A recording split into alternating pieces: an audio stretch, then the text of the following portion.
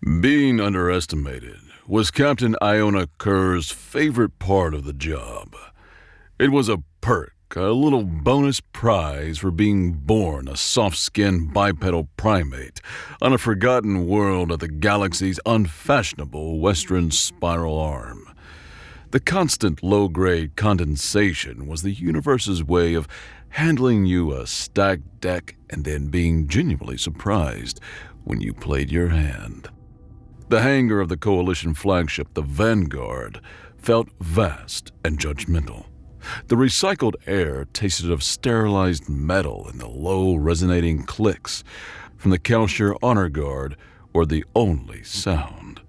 They stood in a rigid, intimidating line, their 9-foot-tall four-limbed frames encased in layered, fibrous plates of a dull, matte gray that seemed to swallow the light. They were magnificent, terrifying, and currently enjoying a private joke at her expense. As Iona walked down the ramp of the human transport, the Endeavor, her boots clanging on the metal, she caught the tail end of a low, rasping whisper from the ranking officer to a subordinate. "Their primary weapon requires combustion." The voice belonged to Sub-Commander Tethys, a specimen so perfectly imposing he looked like he had been grown in a lab to advertise the concept of martial superiority. "How quaint. Do they intend to give the Azkrath a mild rash?" Iona's smirk, already in place, widened by a millimeter. Oh, this was going to be fun. Behind her, her team, 50 of the Human Expeditionary Force's finest, began hauling their gear. Crates of ammunition, rifles and hard cases, packs filled with everything from protein paste to well-worn paperbacks. They were quiet, professional, and utterly unintimidated by the alien giants watching them. They'd been trained by sergeants far more terrifying than a bunch of overgrown grasshoppers. Tethys stepped forward, each movement without waste, his body gliding into position. His deep-set, solid red optical sensors, which never seemed to blink, took in Iona's 5'7" frame, her worn fatigues, and the challenge in her gaze. He gave a slight, formal inclination of his head. "Captain Iona Kerr, I presume. I am Sub-Commander Tethys. Welcome aboard the Vanguard. I have been tasked with your orientation." His voice was a deep baritone, the words deliberate and resonant. "Sub-Commander," Iona said, offering a crisp salute she knew he wouldn't return. "Good to be here. Ready to get our gear stowed and find the mess hall. The boys are getting restless. Synthetics only go so far." The small filaments around Tethys' lipless mouth twitched, a sign of polite confusion. "Your nutritional needs can be addressed after your equipment has been catalogued and secured. Coalition procedure is quite clear. I will escort you to the armory." "Lead the way, big guy," Iona said, giving him a cheerful pat on one of his lower arms. It was like patting a statue. Tethys froze for a nanosecond, his posture stiffening as if she just violated a core tenet of his religion. Then, with rigid control, he turned and began to walk, his long limbs carrying him glidingly across the deck. Iona fell into step beside him, her team following in a disciplined column. The Kelsier watched them go, their silent clicks replaced by a stoic, unreadable watchfulness. Iona could feel the weight of their collective gaze. Apes with chemically propelled slingshots, a last desperate roll of the dice by a failing coalition. They couldn't wait to prove them wrong. The main armory of the Vanguard was less a room and more a testament to the Coalition's philosophy of, if it's worth doing, it's worth overdoing. The chamber was vast enough to house a terrestrial football stadium and was filled with weapons that made Iona's inner engineer weep with a mixture of awe and pity. Tethys gestured with a sweeping hand at a weapon that took up an entire wall. It looked like a cannon had a baby with a particle accelerator and then fed it nothing but steroids. Conduits glowed with a steady blue light from within, and a low thrum of contained energy vibrated through the floor plates. This, Captain, he announced, his voice echoing in the cavernous space, is a Takor Mach 4 plasma cannon. Its containment field can hold 10 million gigajoules of focused stellar plasma. In a 4-second discharge, it can liquefy a kilometer of nickel-iron asteroid. Impressive, Iona said genuinely. What's its cycle time? The filaments around Tethy's mouth quivered, a subtle sign of irritation. After a full discharge, the core requires just under 20 standard minutes to safely recharge and recalibrate. 20 minutes, Iona mused, loud enough for her team to hear. A lot can happen in 20 minutes. An Azkrath assault squad can cross a valley and be brewing coffee on your command deck in 10. Tethys chose to ignore the comment, his discipline absolute.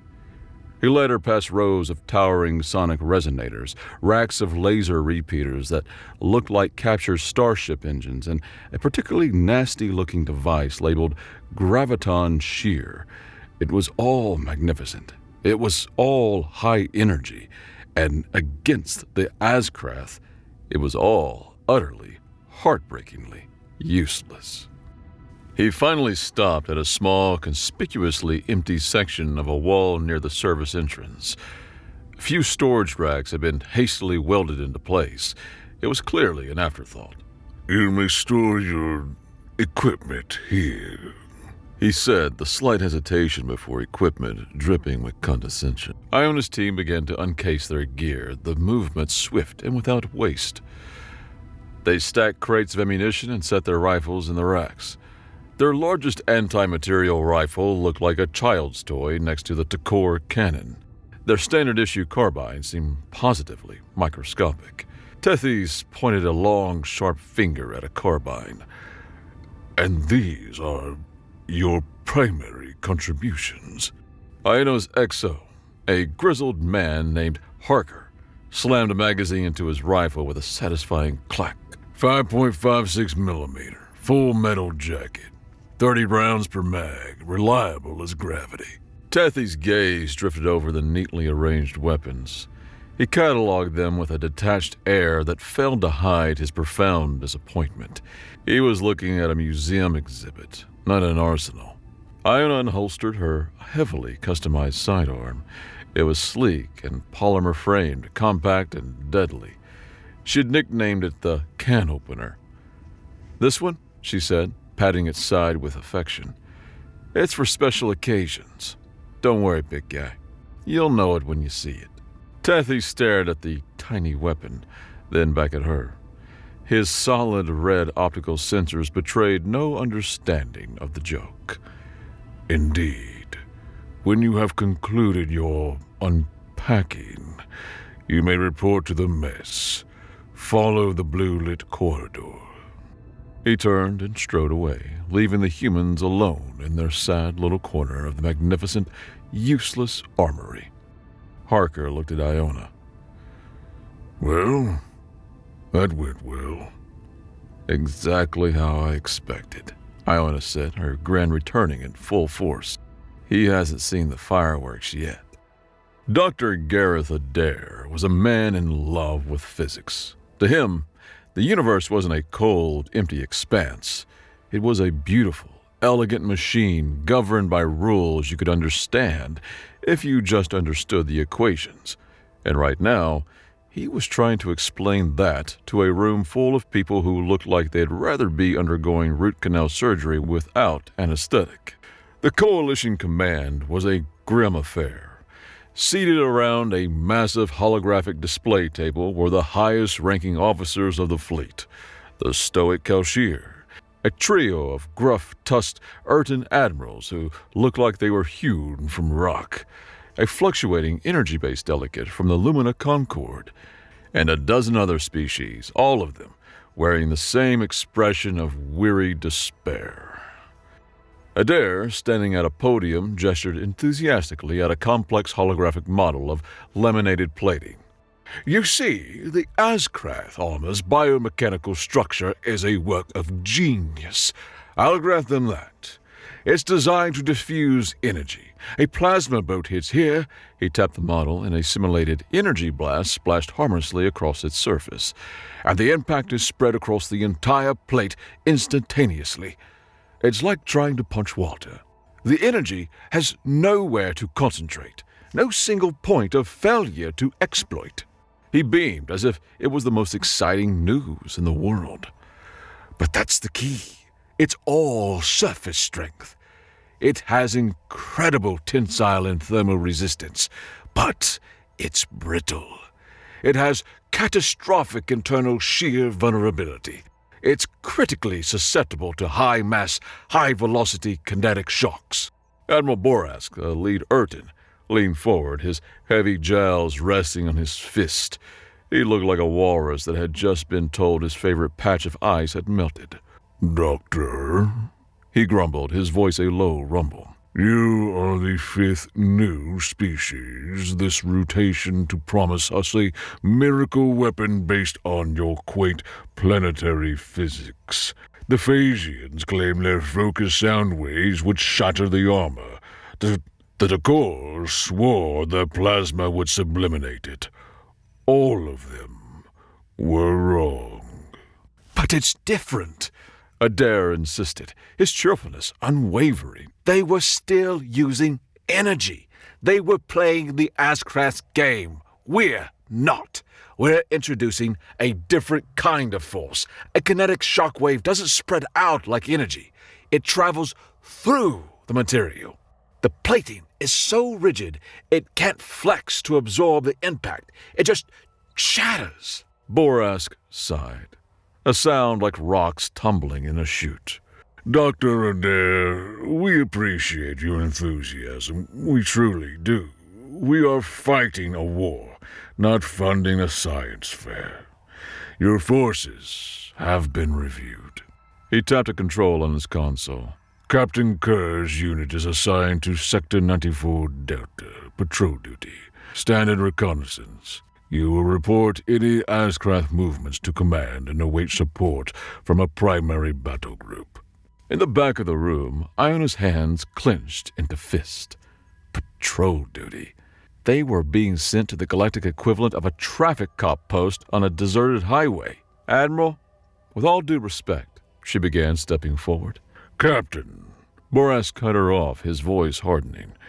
Your assignment is not a suggestion. The Coalition is grateful for your people's contribution. However limited it may be. Do not squander our goodwill. You are dismissed. Adair looked crestfallen, his beautiful equations and elegant solutions dismissed without a second thought. Iona shot him a look that said, "Not yet." She turned, her movement stiff with anger, and marched out of the briefing room. Standing guard by the door, Subcommander Tethys maintained his stoic, dismissive posture. But for a fleeting moment, as Adair's presentation faded from the holographic table, his solid red sensors lingered on a chart showing a kinetic shockwave propagating through the laminated plating. The elegant geometry of it, the simple, brutal purity of the force vector. It was intriguing. He pushed the thought away. It was illogical. It was irrelevant. Iona and Adair were halfway down the corridor when a deep, baritone voice stopped them. Captain Kerr, Dr. Adair. They turned. Tethys had followed them. He stood at a respectful distance, his posture still rigid, but his focus was entirely on them. "Subcommander," Iona said, her tone clipped. "Come to make sure we don't get lost on our way to the kiddie table?" Tethys ignored her barb. He addressed Adair directly. Doctor, your theory on kinetic shock propagation, while summarily dismissed by the Council, possesses a certain structural elegance, a logic that cannot be entirely discontinued without empirical data. He paused. The filaments around his mouth moved in a thoughtful rhythm. I require more data. I wish to observe your unit's methods firsthand. Adair blinked, surprised. Well, of course. The data is the most important part. I can show you the simulations, the material stress calculations. Simulations are not evidence. Tethys cut in, his gaze shifting to Iona. I will be observing your people, Captain, to understand the practical application of this antiquated principle. Iona studied him for a long moment. He wasn't mocking them now. He was a scientist in his own way, a warrior scientist who dealt in the observable and the proven. "Fine by me, Sub-Commander," she said, a new plan already forming in her mind. "Observe away. You might learn something." Tethys gave a short, sharp nod, then turned and strode away down the corridor, his purpose clear. He wasn't just their minder anymore. He was their auditor. The mess hall of the Vanguard was a chaotic, vibrant microcosm of the Coalition itself. The air was a thick soup of 100 different atmospheric preferences and the smells of 1,000 different digestive processes. From the ammonia tang of the Calshir nutrient paste to the static discharge of the Lumina charging stations. Finding a compatible meal was a diplomatic challenge of its own.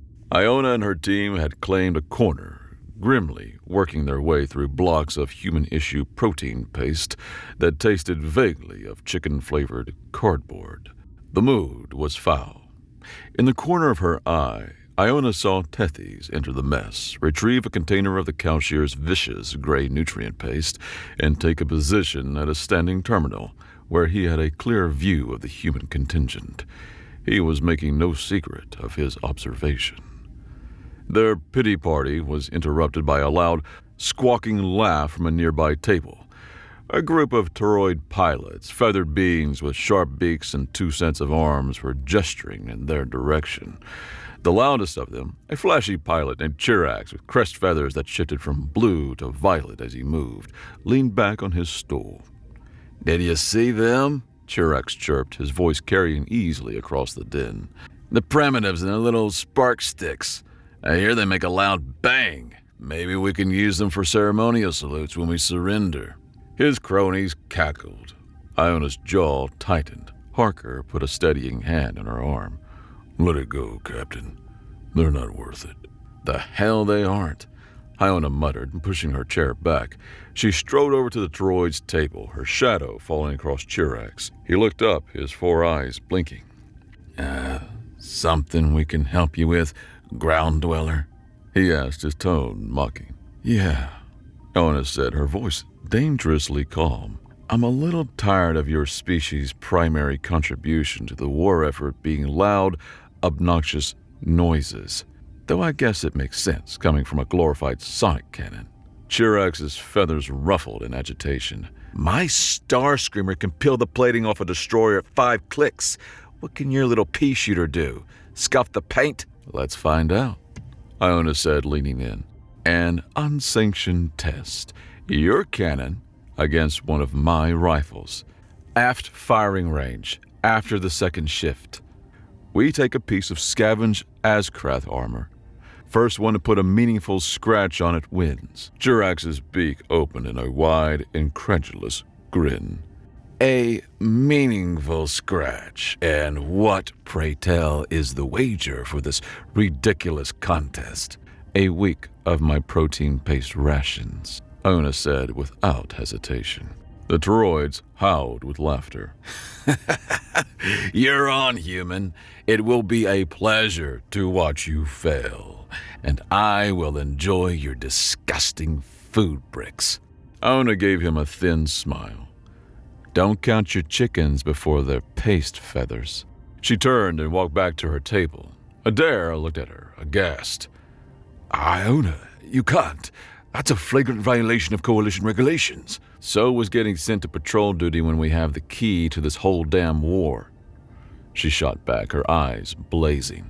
"Someone's going to listen to us. If they don't listen to reason, they'll listen to evidence, even if we have to make it ourselves." Across the mess hall, Tethys lowered his nutrient paste container. His observation had just yielded its first piece of significant data. The human captain was predictably insubordinate.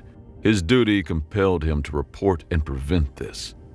But his own stated mission to observe their methods compelled him to watch. The mission to gather data was now the more pressing directive. He would observe, then he would act.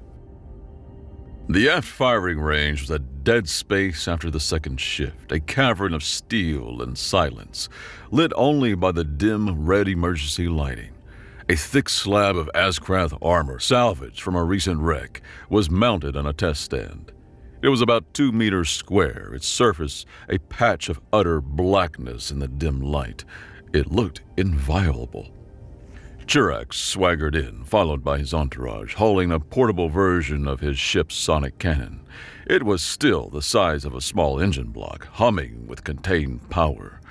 "Prepare to be humiliated, human," he chirped, aiming the large bell-shaped emitter at the plate. "Just get on with it," Iona said, leaning against a bulkhead with her arms crossed. One of her men, Corporal Shaw, a quiet sharpshooter with nerves of steel, knelt nearby, his standard carbine resting on his knee. Chirac activated the cannon. A low hum escalated into a high-pitched, tooth-rattling whine. A wave of distorted air erupted from the emitter and slammed into the Askrath plate. The sound was immense, a physical blow that made the deck plates vibrate. The air crackled. And then, silence. The armor plate shimmered faintly for a moment, then settled. It was completely unmarked. Not a scratch, not a scorch, nothing. It was a light show and nothing more. Chirac's crest feathers drooped. "That can't be. The resonance frequency should have... It must be a defective power cell." "Or your tech just sucks," Iona said flatly. "Shaw, your turn." Shaw didn't say a word. He sighted down his rifle, took a steadying breath, and squeezed the trigger. The sound was shockingly different. Not a grand, overwhelming roar, but a single, sharp, ear-splitting crack that echoed off the metal walls like a bullwhip. A tiny, supersonic piece of metal crossed the 20 meters to the target in an eye blink. The bullet didn't pierce the armor. It flattened on impact, a tiny splat of lead and copper. For a second, it looked like a failure. Then, a spiderweb of fine, white cracks erupted across the armor's surface, centered on the point of impact. More surprisingly, a chunk of the inner side of the plate, the side facing away from them, flaked off and clattered to the floor. It was a phenomenon known as spalling. Iona's team let out a low, victorious cheer. Chirac stared, his beak hanging open. It broke. Just as Shaw was about to stand, the main lights of the firing range flooded the room with harsh, white brilliance. Sub-Commander Tethys stood in the doorway, his towering frame casting a long, sharp shadow. His posture radiated a cold fury that was far more intimidating than any pteroid squawking. "This is a direct violation of Coalition Command Regulation 81C9, he stated, his voice a low threat. Unauthorized discharge of weaponry aboard a starship is grounds for immediate confinement and court-martial. You will all surrender your..." He stopped mid-sentence. His gaze, sharp and analytical, had fallen on the damaged plate. He strode forward, ignoring the humans and Toroid alike, his long limbs eating up the distance. He stopped in front of the armor, his head tilted.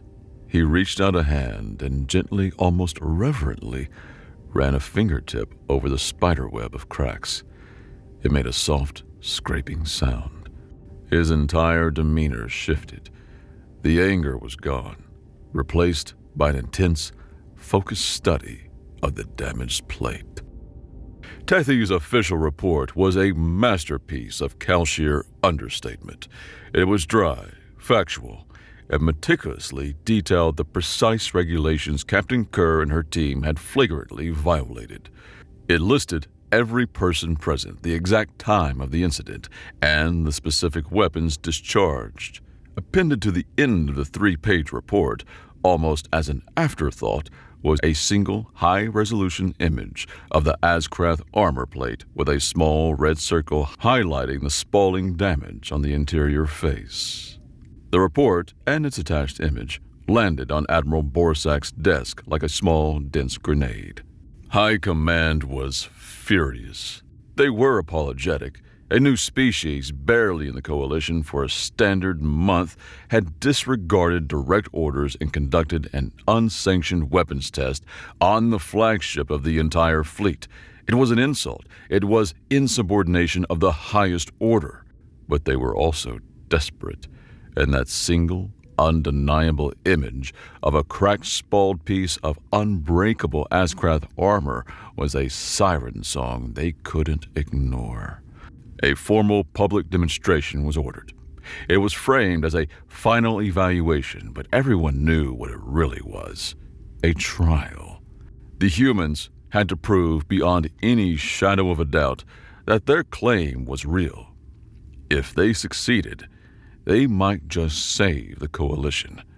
If they failed, or if the first result was a fluke, Iona and her team would be facing a court-martial, and humanity's tenure in the Galactic Coalition would be short and humiliating. The aft firing range was no longer a deserted, shadowy space. It was packed. Admirals, tactical officers, and weapons specialists from a dozen species lined the observation gallery, their expressions ranging from skeptical to openly hostile. Admiral Boras stood front and center, his massive arms crossed over his chest, his face a thundercloud. A fresh, much larger slab of Ascrath hull plating, cut from the command cruiser that had glassed Ophicus D, was mounted on the main test stand. It was pristine, 20 centimeters thick, and mocked them with its invulnerability. Down on the range floor, Iona, Dr. Adair, and Corporal Shaw stood ready. Iona felt the weight of 100 alien eyes on her, the pressure of her entire species' reputation resting on her shoulders. She gave Shaw a reassuring nod. Adair, on the other hand, was practically vibrating with excitement. A kid on Christmas morning was about to unwrap the best present ever. Subcommander Tethys stood near the test plate, a data slate in hand. He had been appointed the official abjugator of the test. His red optical sensors were unreadable, his posture as rigid and formal as ever. But as he looked from the human team to the armor plate, Iona could have sworn she saw a flicker of anticipation in the way he angled his body toward the test. It was time to put up or shut up. Let the demonstration begin. Admiral Boras' voice boomed over the comm. First, a control test. Calcier guard. Fire at will. A Calcier soldier stepped forward, wielding a heavy plasma rifle. It was a scaled-down version of the armory's giant cannon, but still a formidable weapon. He fired. A brilliant orange bolt of plasma streaked across the range and slammed into the Ascrath plate. The impact was dazzling, a miniature sun blooming in the enclosed space. When the light faded, the plate was glowing cherry red at the point of impact. A beautiful molten scar marred its surface. But as it cooled over the next 30 seconds, the glow subsided, returning the plate to a dull, undamaged gray. There was no crack, no hole, no weakness. The armor had done its job perfectly. A low murmur of disappointment went through the alien observers. It was the result they had expected. Human team, Tethys announced, his voice flat. You may proceed. Shaw stepped up. He knelt, taking the same position as before, his carbine looking absurdly small in the vast, high-tech range. He fired. Crack! The sound was sharp, almost insignificant compared to the roar of the plasma rifle. The tiny 5.56 millimeter round hit the plate, and just like before, a spider web of cracks appeared and a fist-sized chunk of the inner face of the armor blew out, skittering across the deck. A wave of shocked murmurs rippled through the observation galley. This was no fluke. Admiral Boras leaned forward, his eyes narrowed. Iona grinned. It was a sharp, predatory thing. That was the welcome, Mad Admiral, she said into her comm, her voice crisp and clear. A little knock on the door. Shaw, show him what the overkill means in human. Shaw set aside the carbine and picked up the anti-material rifle. The .50 caliber weapon was a beast, a solid chunk of steel and engineering. He chambered a single massive round, its tip painted a dull orange, a crush-head round. He took aim and fired. The crack, this time, was deafening, a physical concussion that slammed into everyone in the room. The crush-head round didn't try to pierce. As designed, it pancaked against the surface of the armor, spreading its plastic explosive payload over a wide area like a muddy cow patty. For a heartbeat, nothing happened. Then, the explosive detonated. It wasn't a piercing explosion, but a powerful, blunt shockwave.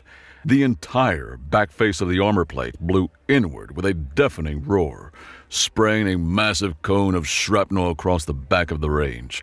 Where there had been a solid slab of armor, there was now a clean, gaping hole nearly a meter in diameter. The silence in the firing range was absolute. It was a silence born of pure, paradigm-shattering shock. Every alien in the gallery was staring, their various mouths, beaks, and orifices hanging open. Before they could recover, Iona drew her can opener from its holster, and for close encounters, she aimed at a clean section of the remaining plate and fired a 3-round burst. Pop, pop, pop. The reports were almost laughably quiet after the rifle's roar. The small caliber rounds didn't punch through, but where they hit, a tight cluster of deep, crater-like cracks appeared, a clear and undeniable weak point. The principle held, even at the smallest scale. The tiny guns worked. Dr. Gareth Adair stepped forward, practically levitating with vindicated energy. He tapped his wristcom, and a massive hologram sprang to life above the now violated armor plate, replaying the crush-head impact in stunning slow motion. "It's not magic," he declared, his voice ringing with the joyous certainty of a prophet whose predictions had just come true. "It's physics. Their armor is like a teardrop of molten glass dropped into cold water." He brought up an image of the classic science experiment, the teardrop-shaped glass, incredibly strong at its bulbous end, but with a tail that, when snapped, caused the entire structure to disintegrate. "Admiral Borask," Adair said, addressing the Urton directly, "you saw the plasma test. All that energy dissipated. Now, watch this." The hologram zoomed in on the impact. "There is almost no energy transfer. The heat is negligible. The force is different." "Explain," Boras rumbled, his voice tight. "The structural integrity should have held against the pathetic little pop." "Exactly," Adair beamed. "That's because you're all thinking about this war in terms of energy.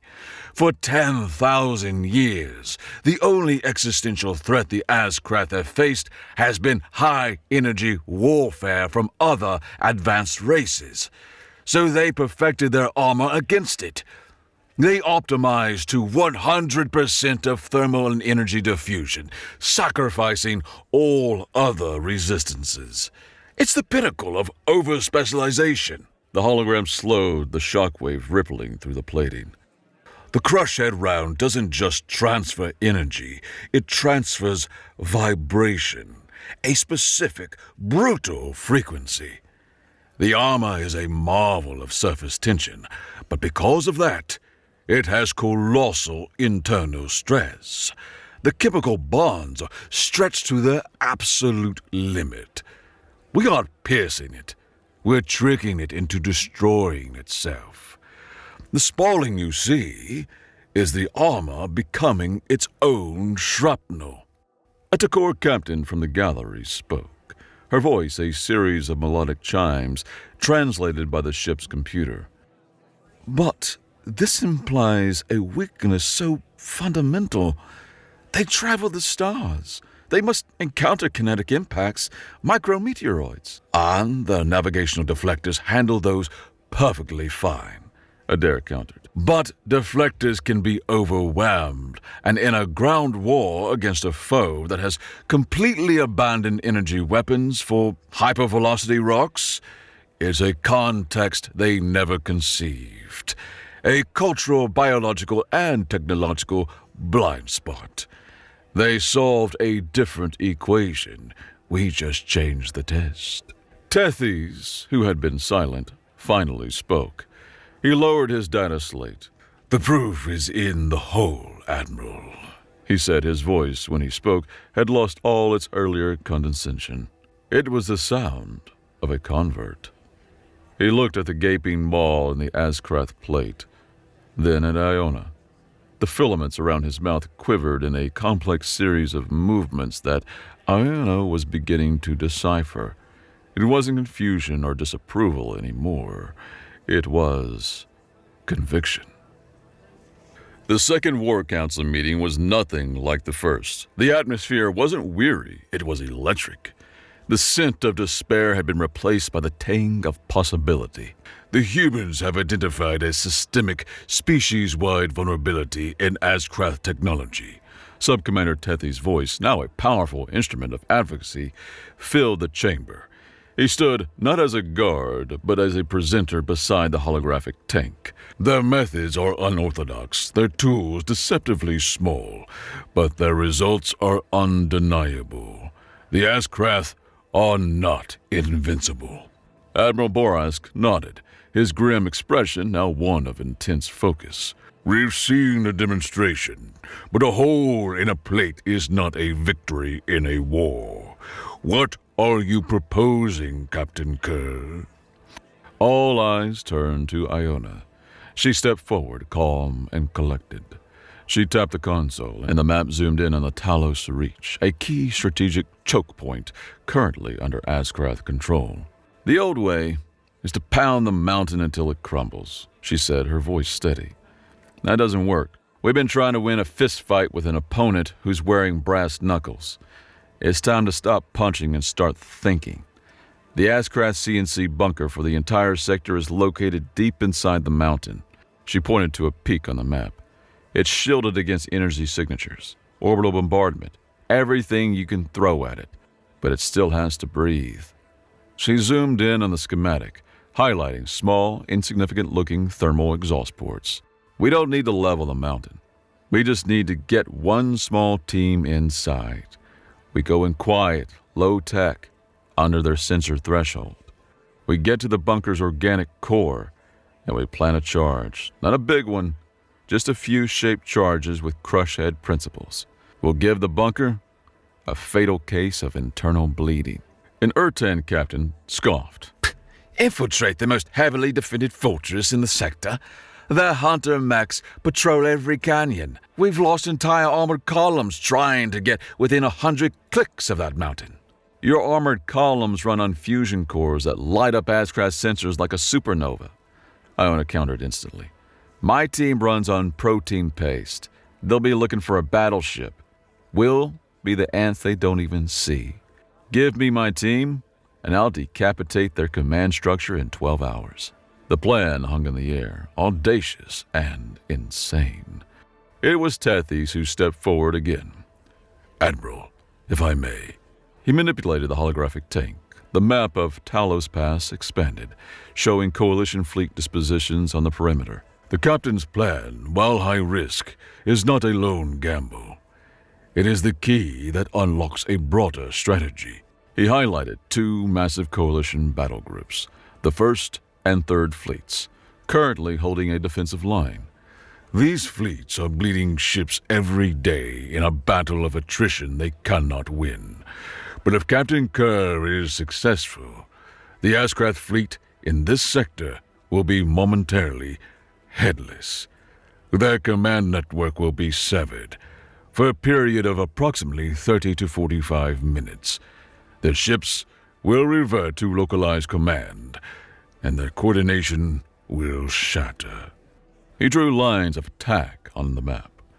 In that window, the First Fleet can execute a pincer movement here, cutting off their retreat. The Third Fleet can push directly through the center, exploiting the chaos. A successful decapitation strike doesn't just destroy a bunker. It creates the decisive moment for the entire fleet. It turns a meat grinder into a rout. The room was silent, the council members staring at the tactical overlay. It connected a crazy raid to a viable strategy. Admiral Boras stared at the map, then at Iona, a long, appraising stare. Finally, a slow, dangerous grin spread across his tusked face. It's insane, he grumbled, but every sane plan we've had has led to a graveyard. Your insane idea is the first one backed by physical proof and a logical exploitation strategy. He slammed a heavy fist on the table. Captain Kerr, your plan is authorized. Tethys, you are right to bring this to my attention. Make them bleed. The air in the transport bay was thick with the smells of gun oil, adrenaline, and nervous energy. Assault Team Keystone moved with quiet, focused purpose. They checked their gear, loaded their magazines, and synced their low-power comms. Iona was doing a final check on Shaw's anti-material rifle when a towering shadow fell over her. She looked up. It was Tethys, clad in a segmented, matte black Kalshir combat harness, a compact plasma rifle secured to his back. The High Command has deemed it prudent for a coalition liaison to accompany your team, he stated formally, to facilitate interspecies tactical coordination. I have been assigned this duty. Iona noticed a small, cylindrical device attached to his harness that she hadn't seen before. "What's that toy?" she asked, pointing. It is a Class 3 EM projector, Tethys replied without looking down. Standard issue for my rank. For disabling automated defense systems without triggering system-wide alarms. A logical precaution when infiltrating an unknown technological environment. Iona grinned, tossing him a spare human-sized comms unit. It looked like a child's toy in his massive three-fingered hand. "Welcome to the Rock Throwers Club, big guy. Try to keep up." Tethys fumbled with the small controls for a moment, his brow ridges furrowed in concentration. He finally managed to clip it to his harness, his expression one of grim focus. My combat chassis is rated for 80 kilometers per hour over rough terrain. I believe I will manage, Captain. "It's not about speed," Iona said, shouldering her rifle. "It's about being a ghost." She plugged her own comm into the port on her helmet. "Adair, you patched in?" Dr. Adair's cheerful voice came back, crisp and clear from the Vanguard's command center. Dr. Adair's cheerful voice came back, crisp and clear from the Vanguard's command center. Loud and clear, Captain. I've got a direct feed from your team's sensor suit. I'll be your eyes and ears in the sky. Oh well, in orbit. Try not to break anything I can't analyze from up here. No promises, Professor, Iona said. She clapped Tethys on the shoulder plate. "Let's go haunt some Azkrath." Talos Pass was a nightmare landscape of jagged, rust-colored rock under the light of a swollen purple gas giant. The canyons twisted and turned, a maze designed to funnel attackers into kill zones. But Assault Team Keystone wasn't attacking. They were flowing. To Tethys, it was a revelation. He was used to the Kalshir way of war. Overwhelming force, precise formations, the thunderous advance of an armored column. The humans moved like water. They flowed through the shadows, using the terrain with an instinctual grace he had never witnessed. Energy reading spike 2 clicks ahead, bearing 0905. Adair's voice crackled in their ears, consistent with a Hunter-class energy signature on a standard patrol route. Iona held up a fist, and the entire team froze, melting into the terrain. Tethys flattened himself behind a rocky outcrop, his large frame surprisingly adept at concealment. An Askrath hunter mech appeared on the ridge above them. It was a terrifying machine, a 10-meter-tall biomechanical predator that walked on two powerful, reverse-jointed legs. Its plating seemed to absorb the dim light, and its head, a sensor-studded turret, swiveled, scanning for threats. It passed right over their position, its powerful sensors sweeping the area and finding nothing of interest. It continued its patrol, its heavy footfalls fading into the distance. Tethys let out a slow breath he hadn't realized he was holding. They had been utterly invisible. He didn't even twitch. Harker whispered over the comm. He's looking for a fusion reactor, not a handful of heartbeats. Adair replied. You're below his nose floor. Keep it that way. A few canyons later, they encountered another hunter, this one patrolling the canyon floor. There was no way around it. Iona didn't hesitate. She gave it a rapid series of silent hand signals. On a ledge to her left, Shaw brought his anti-material rifle to bear. On her right, another sniper, a woman named Rena, did the same. They weren't aiming for the heavily armored torso or the head. They were aiming for the joints. Iona gave a sharp, downward chop of her hand. Two nearly simultaneous cracks shattered the silence. They were shockingly loud in the enclosed space. Two tungsten-core sabot rounds, needles of hyperdense metal traveling at over 5 times the speed of sound, slammed into the hunter's left knee joint. The effect was instantaneous and catastrophic. The armor, never designed for such a focused high-mass impact, didn't just crack, it disintegrated. The internal biomechanics, the grown sinew of bone-like supports, shredded themselves. The hunter's leg buckled with a wrenching, grinding screech. The massive war machine spasmed, its weapon systems firing wildly into the cannon walls. It took 2 lurching, unstable steps, then collapsed onto its side with a titanic crash of metal and plating that shook the very ground. It lay there, twitching, one leg twisted at an unnatural angle. Tethys stared, his own plasma rifle still raised and unfired. He had been prepared for a protracted fight, for a tactical exchange of energy blast. He had watched this thing shrug off direct units from Erton battle tanks, and 2 small, solid projectiles had just turned it into a pile of scrap. By the shattered moons, he breathed, his voice filled with awe. It just fell apart. Iona moved past him, patting him on the shoulder blade as she went. Told you. Indigestion. Let's move. We're on the clock. The ventilation shaft was tight, dark, and smelled of metallic dust and damp soil. It led them deep into the mountain, directly into the Askrath command and control bunker. The breach was silent, a simple matter of prying open a grate. They dropped into the bunker's interior, weapons ready. Captain, my readings are wild, Adair's voice whispered in their ears. High humidity, complex organ compounds, complex high humidity, complex organic compounds, and thousands of discrete mobile biosignatures. No life forms larger than a human fist. The interior was not a military installation in any way they understood. It was a warm, humid, cavernous space that felt more like a terranium than a fortress. The walls pulsed with a soft, organic light, and the air was thick with the scent of strange chlorophyll. It was swarming.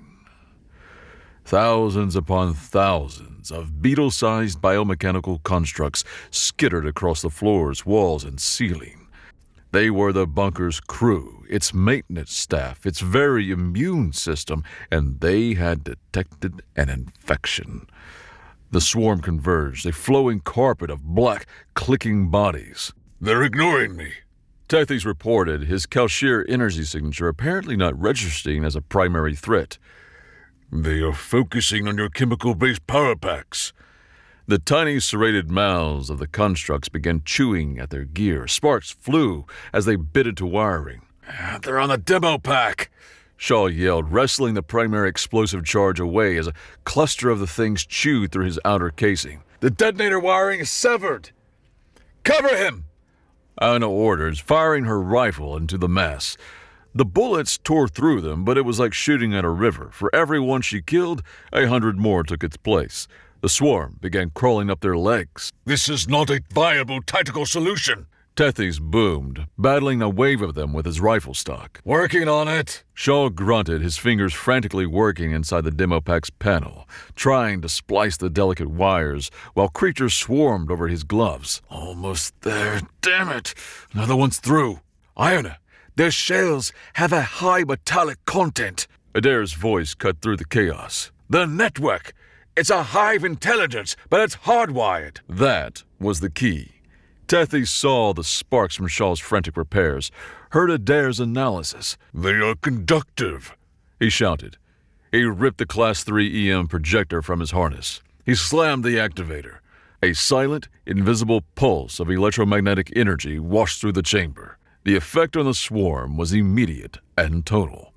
Every single one of the beetle-like constructs convulsed, their internal circuitry shorting out. They rained down from the walls and ceiling, dropping to the floor in a thick, inert blanket.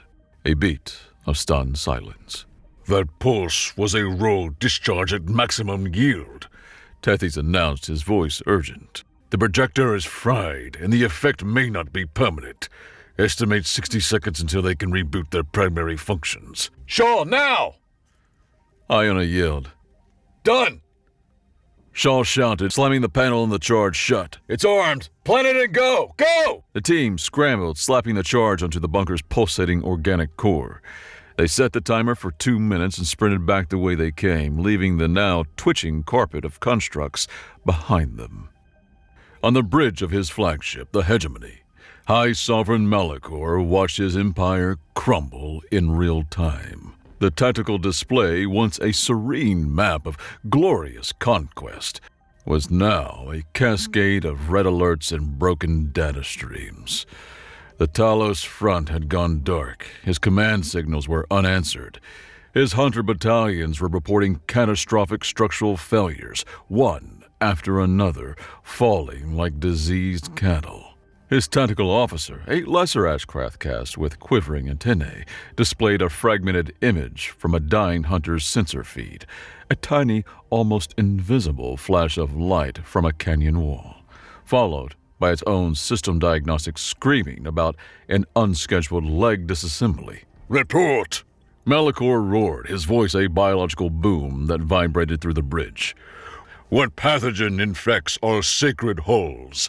What weapon can bypass the divine plating? This is a corruption of physical law, an architectural heresy. A new alert flashed, crimson and urgent. The Talos CNC bunker was gone. Not just offline. Gone.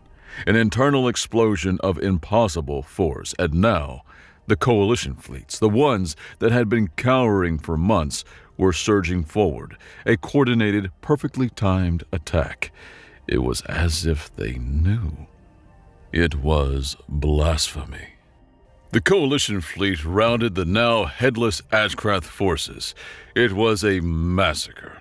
With their command structure shattered, the Ashcraft ships fought without coordination, their impenetrable armor useless when their fleets could be outmaneuvered and overwhelmed. Iona and Tethys led a joint human Kalshir boarding party onto Malachor's flagship. They fought through corridors filled with enraged but disorganized Ashcraft warriors, human ballistics cracking shells, and Kalshir plasma clearing the way. It was a brutal, effective partnership. They stormed the bridge. The remaining Ashcraft crew were quickly subdued. High Sovereign Malachor stood alone, cornered against his massive, throne-like command chair. He was magnificent and terrible, a 10-foot giant of muscle and bioarmor radiating an aura of pure, undiluted fury. He stared at the tiny human captain, then at the towering Kalshir beside her. His pride, his entire worldview, could not process this humiliation. Sir, the insects have learned to bite, he hissed, his eyes burning with contempt. You think you've won. You have won nothing. You have merely purchased a tomb. He spun, not towards them, but towards his command throne. His hand shot out towards a recessed, glowing red panel set into its arm. If I am undone, this vessel becomes my pyre and yours. He never made it. Tethys was a blur of gray plating. Faster than a human eye could track, he closed the distance, sidestepping Malikor's lunge.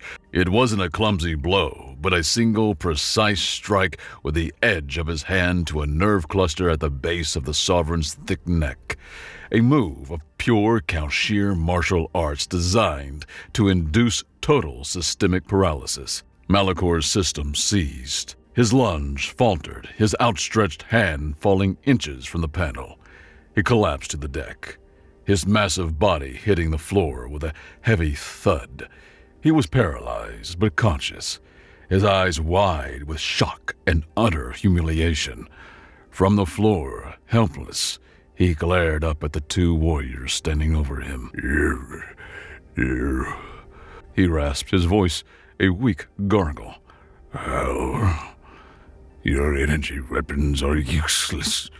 Show me this heretical weapon that has undone the work of gods. Iona's smirk was pure, uncut victory.